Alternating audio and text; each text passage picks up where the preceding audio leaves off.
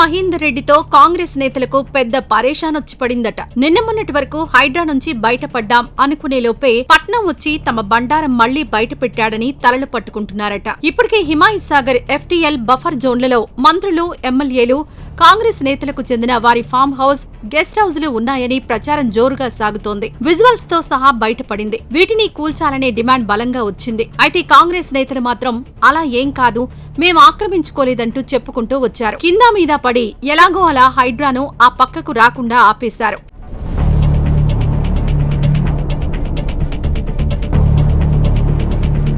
కబ్జాల బాగోతం నుంచి తప్పించుకునేందుకు మంత్రులు, నేతలు సైతం నానా పాట్లు పడ్డారట. కబ్జాలతో నిర్మాణాలు చేసిన మంత్రులు, ఎమ్మెల్యేలు, నేతలతో పాటు అటువైపు ఉన్న వాళ్లంతా ఊపిరి పీల్చుకున్నారట. అమ్మయ్య, ఇక మనం సేఫ్ జోన్లోకి వెళ్లామని అనుకునేలోపే పట్నం మహేందర్ రెడ్డి మరో బాంబు పేల్చాడు. 111 జీవో పరిధిలో తన ఒక్క ఫామ్ హౌస్ మాత్రమే కాదని, చాలా మంది పెద్ద నాయకులవి ఉన్నాయని ప్రెస్ మీట్ పెట్టి మరీ చెప్పాడు. మంత్రులు, ఎంపీల ఫామ్ హౌజులు కూడా ఉన్నాయని, వాళ్ళ ఫామ్ హౌజులతో పోల్చుకుంటే తనది చాలా చిన్నది అని చెప్పుకొచ్చారు. మొయినాబాద్ లో పెద్ద పెద్ద విల్లాలు కట్టారని, అవి కూడా తీసేయాలని డిమాండ్ చేశారు.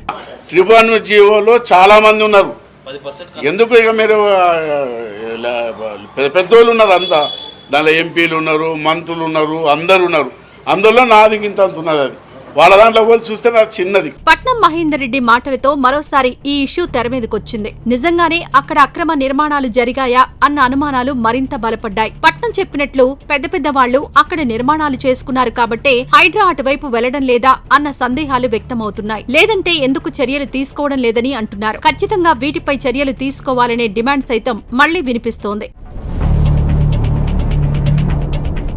పట్నం మాటలతో మంత్రులు, ఎమ్మెల్యేలు మళ్లీ సెల్ఫ్ గోల్లో పడ్డట్టయిందట. నీ ఏడిపోయిందో నువ్వేడవకుండా మా గురించి ఎందుకు చెప్పావని కాంగ్రెస్ నేతలు గుర్రు మీదున్నారట. నువ్వు ఇరుక్కోవడమే కాకుండా మమ్మల్ని ఎందుకు ఇరికించావని మండిపడుతున్నారట. తిరిగి తిరిగి మళ్లీ ఈ కేసు తమ మెడకు చుట్టుకునేలా ఉందని టెన్షన్ పడుతున్నారట. మరి చూడాలి, హైడ్రా నిజంగానే వీటిపై చర్యలు తీసుకుంటుందో లేదో.